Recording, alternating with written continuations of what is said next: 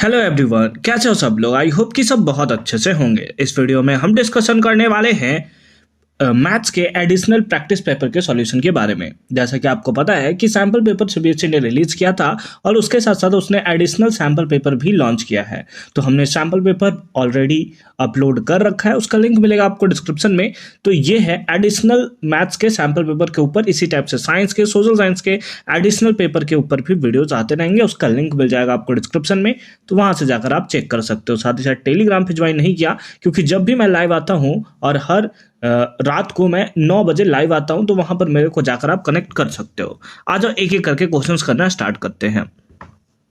First में दिया है which of the following could be the graph of the polynomial, है ना। यानी कि इसमें से ये जो हमारे पास यहां पर दिया गया है, इसमें से कौन सा इसका हमें ग्राफ देखने को मिलेगा। तो अगर मैं इक्वेशन के बारे में बात करूं कि इक्वेशन हमें कितना दिया गया है, तो आप एक एक करके समझते चलोगे, है ना।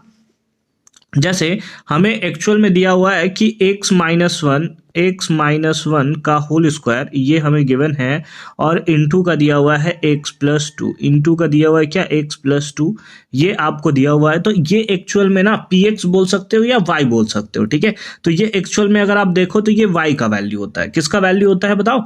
y का वैल्यू ये एक्चुअल में आपको देखने को मिलता है, ठीक है। तो अब यहाँ पर x का ऐसा वैल्यू आपको पुट करना है कि आप जो भी वैल्यू पुट करो तो सिंपल फॉर्म में y का वैल्यू जो है वो आपको दे दे। तो हम लोग यहां पर क्या कर लेते हैं, x को 0 पुट कर लेते हैं, है ना। तो put x is equals to 0, ठीक है।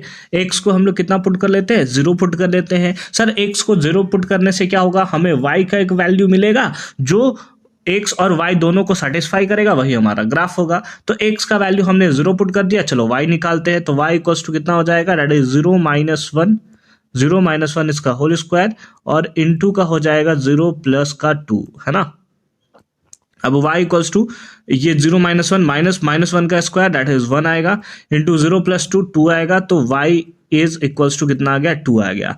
जब x का वैल्यू आपने 0 पुट कर दिया तो y का वैल्यू कितना आ गया, 2 आ गया, ठीक है। यानी कि ये आ गया है कौन सा, 0,2 पॉइंट्स आपको देखने को मिला है। x का वैल्यू अगर आप 0 पुट करते हो और y का वैल्यू अगर आपके पास 2 आता है, अगर कोई ऐसा नंबर आपको देखने को मिलता है तो वही इसका राइट आंसर हमें देखने को मिलेगा। आ जाओ ग्राफ में एक एक करके चेक करते हैं।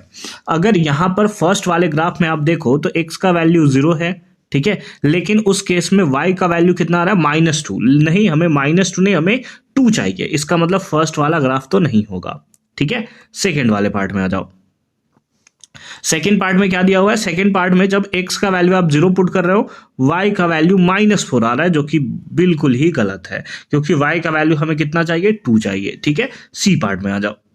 सी पार्ट में क्या दिया हुआ है, सी पार्ट में है कि अगर x का वैल्यू आप 0 पुट कर रहे हो, y का वैल्यू कितना दे रहा है, 2 दे रहा है, जो कि बिल्कुल सही है। यानी कि इस बेसिस पे ऑप्शन नंबर सी जो हो गया वो हमारा राइट आंसर हो गया। सर डी के बारे में क्या ख्याल है, चलो डी देख लेते हैं।